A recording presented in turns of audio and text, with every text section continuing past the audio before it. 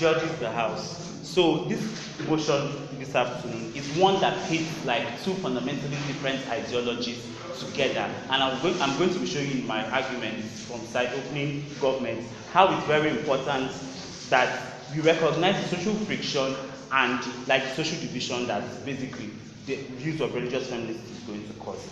Right, so in this debate, we basically think that religious feminists are not just ordinary people of faith who are women or feminists, who are also maybe church-going members or go to the mosque regularly. But more fundamentally in today's debate, that these people are the people who have decided to use religion in their lives as the front and center means, be it in many ways of maybe serving the church leadership, or just be that one on the street who's always going to tell you God bless you when you come out in the morning, which is different from people who just feel that going to church like it's Sunday morning ritual. I'm not trying to limit this debate to Christianity, but there will be a lot of allusions to Christianity in general, but like the principles are universal concerning religions. So I feel that these are the people who are religious. A woman who says, yes, I believe in the equality of men and women, but I'm holding a leadership in like I'm the president of the Catholic Women's Organization in a church that doesn't allow priests to serve. So this is like a very, very basic example of who a religious feminist is. I'm going to explain to you why this is really an oxymoron in many ways, and it's only going to just be something that exists in the minds of people at the end of the day. So why is like religion bad for feminism on its own? Basically, religion reinstates patriarchy. Like if you check all the major religions of the world, men have been the one on top at the end of the day. Be it like Christianity, where there was Adam before Eve, be it Islam, where Prophet Muhammad really was a man at the end of the day. So most religions of the world, most of the major religions of the world, either even in spaces where they allow for female empowerment and female, equality, it's always conditioned on the benevolence of a man. So a man helped this woman get to where she was, or this is the goddess that we worship and revere because she's the mother to this god. So these women are not allowed to be full independent beings on their own in whatever religious mythologies there are. So fundamentally, most religions in the world are basically reinstate patriarchy and a patriarchal spaces. And I don't think we really need to analyze a lot about how feminism is basically a liberal and secular space, most importantly. So by being a liberal space, it basically means that feminism is more progressive in nature.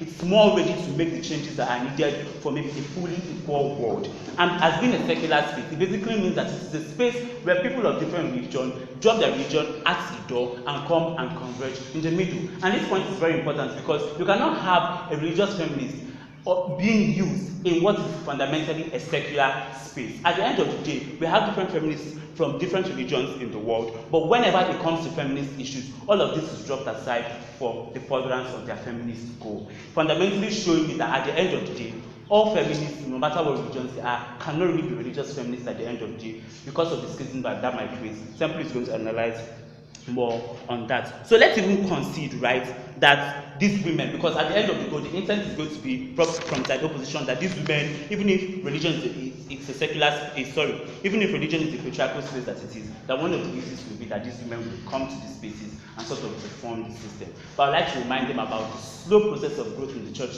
that has stood for thousands of years and hasn't even given leadership position to women in most of the Orthodox religions. So the argument about how this changes everything, how this is going to help and aid change at the end of the day is bad. We concede one thing in today's debate from side opening governments. We concede that people can hold contradictory spaces. We concede that you might be a feminist and still go to church and love the Lord with all your heart. We concede that you might be someone who believes that Black Lives Matter, but you have a racist father. But here's one important point.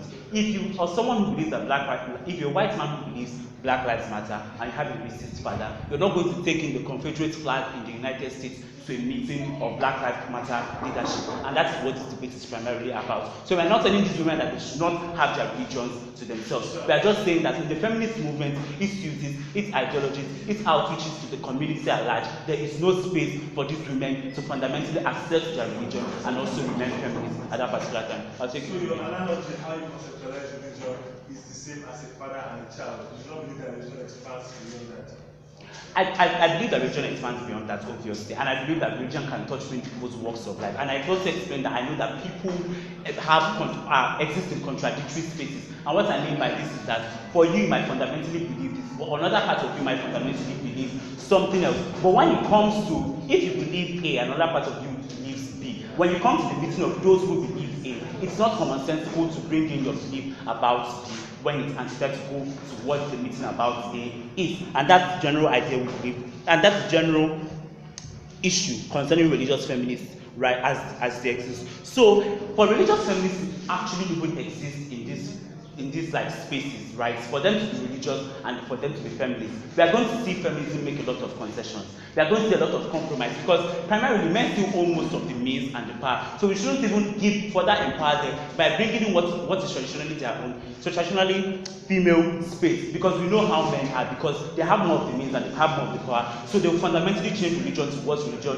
is not as it is. So we are going to start having concessions where people feel, oh well, because I love the Lord and this pastor tells me that this is it, or this imam tells me that this is what it is, then suddenly that is also part of my feminist ideal. Most importantly, from side opening government, we believe and concede to contradictions in the status quo, and that is all right. But all we are saying is when you lead a contradictory life or a contradictory person in a particular space that tries to advance a particular ideal, please leave your contradictions at the door and come to the table bearing one mind. Secondly, we have also told you about how religion reinstates patriarchy. So this is even bad for feminists themselves. Even for the people who are religious feminists, this causes an issue for them. We also told you about the liberal and secular nature of feminist spaces, how this doesn't help them.